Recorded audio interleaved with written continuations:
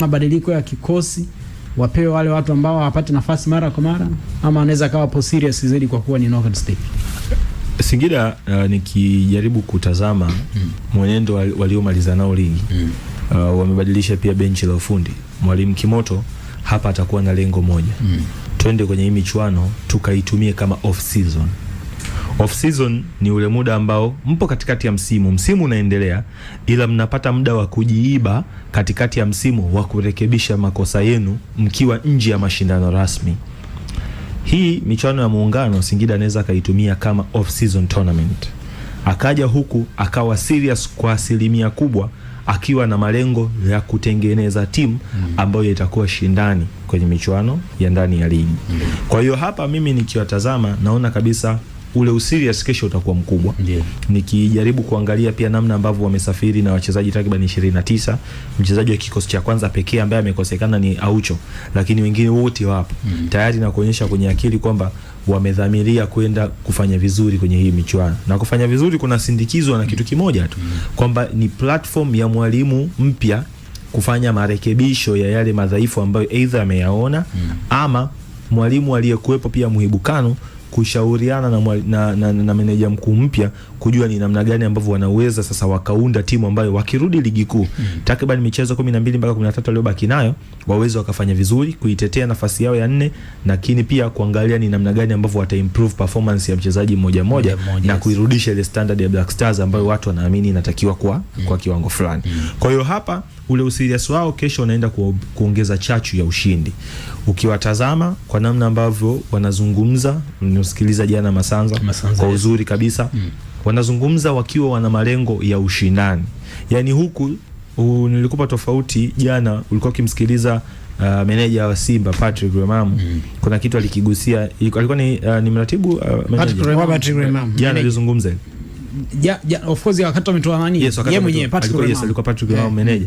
Kuna kitu alikizungumza akasema kwamba tunaenda kwenye michuano ya Muungano lengo likiwa ni mapumziko. Yeye mwenyewe akazungumza diplomasia si nini? Mapumziko kwa sababu aligusia issues za kidiplomasia akaenda, lakini objective iko kwenye mapumziko. Kwamba huku ule userious utakuwepo, ila hautakuwa userious mkubwa sana kwa sababu wana vingi vya kupoteza mbele.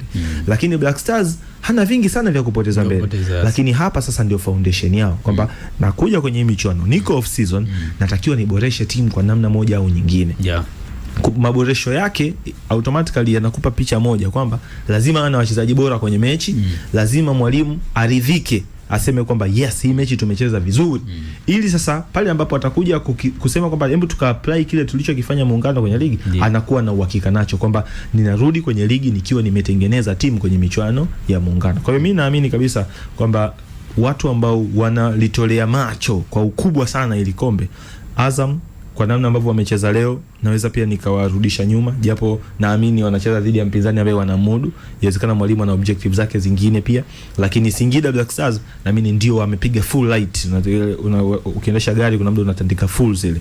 Kwa hiyo Singida wamepiga full, wanalihitaji ili kombe kwa usiri sababu wanataka kutengeneza timu. Kwa hiyo namna yao ya kutengeneza timu kwenye michuano ndio inayoongeza ule userious kwamba okay, hawa watu wanaweza pia wakashindana. Tangu umetangazwa hii ni mechi ya kwanza? Mechi ya pili. Ya pili Yes.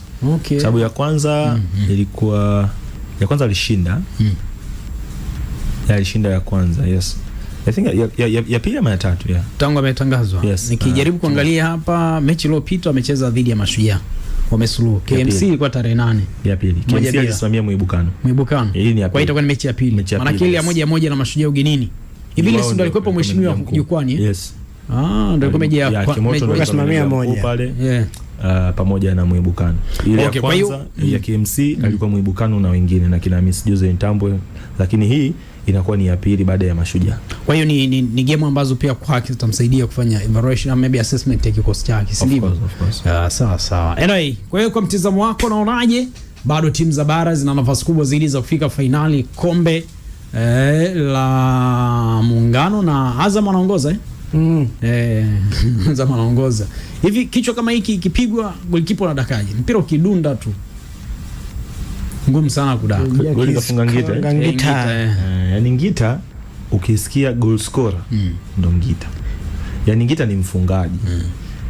hana mambo mengi sana, kukimbizana hawezi, physical battle haziwezi, lakini hata support kimbia wewe mpira kwenye nafasi. Na kingine Peter kama Peter nini Ngita anafanana na Peter Crouch.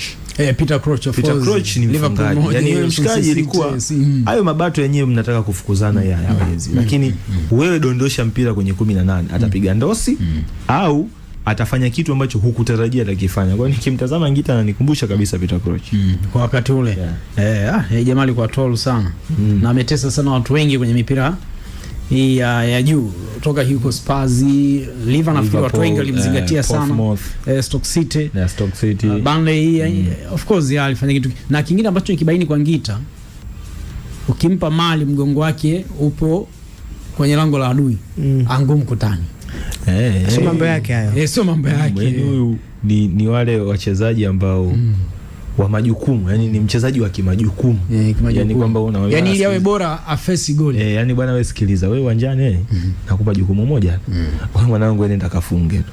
Nafasi mimi nitakuletea. Yani ni sawa na wale tunaita ma traditional goalkeepers, kwamba mwanangu wewe umevaa gloves hizo na jezi, nenda kanidakie tu.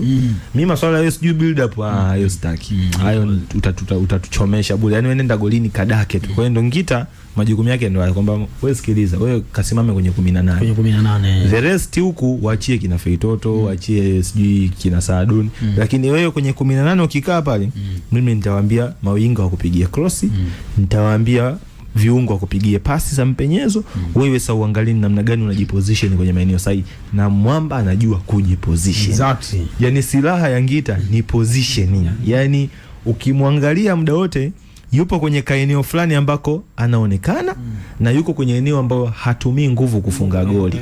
Na wangu sana magoli mengi ya Ngita ni tap-in. Hata zile takwimu kwenye mechi 5 kana goli 4 sikushangaa. Tap-ins, yani goli zake zilikuwa sasa inapigwa cross kaika kama mguu kaseti kama mguu kamba. Inapigwa cross ndosi. Yani alikuwa anzi usijui kuchukua mpira huko nje ya 18 anze kukupunguza brain. Kwanza hivyo vitu hiyo issue yani mwekee nafasi ya kufunga. Sawa, sasa wakati naelekea break, kuna vitu vya msingi bwana. Huyu mjomba mimi nilikuwa naye hivi karibuni, bado alisimama kwamba Kariakoo Derby hatuwezi kuiona huku, lakini jana ile full mkoko wa Yanga, Azam hapa wanaongoza. Nimesema Dar es Salaam Derby possibility ipo. Singida na Simba kesho pia tunaweza tukapata jibu kamili kwamba wanaweza wakavuka. Tuamini nusu finali inaweza ikatoa Simba na Yanga, Singida na Azam wakavuka. Yani sasa mechi ya kesho ikienda kama ambavyo mimi nafikiria, inawezekana Simba tusimuone nusu finali. Simba yani kama Simba wakienda kwenye hiyo mechi kama ambavyo mimi nafikiria, kwa sababu ambacho nakifikiria mimi kesho, inawezekana tukaona mabadiliko ya kikosi kizima. Kweli ni mafunzo, lakini sasa ukishabadili wote wale, kuna eneo ambalo pia una ubora wako unaushusha, unakuwa unaelekeana kia na mafunzo. Mechi inakuwa ya katikati ambayo mtu yote anaweza kaishinda. Kwa hiyo sitegemei kesho kwenye kikosi cha Simba eti utamuona si nani Ura, si Libase. Sitegemei. Nategemea kuona labda kina Chasambi, Mangosi, watu kama hao wakipata nafasi ya kucheza. Sasa kikosi kikiwa kama hivyo, mambo mimi nafikiria sioni kama Simba atakuwa na nafasi ya kuweza kusogea.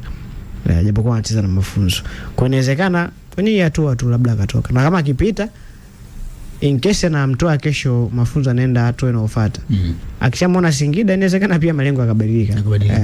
Lakini kesho anaingia vipi, inaweza kadefine future ya Simba kwenye mashindano. Kwa hiyo kwa nadhani majibu yote tutayapata kesho. Na yeye ndo anacheza usiku, Singida anacheza saa 10 hapa. Kwa kesho saa 1 naona ambavyo Simba ataingia na namna ambavyo tunaweza tukaona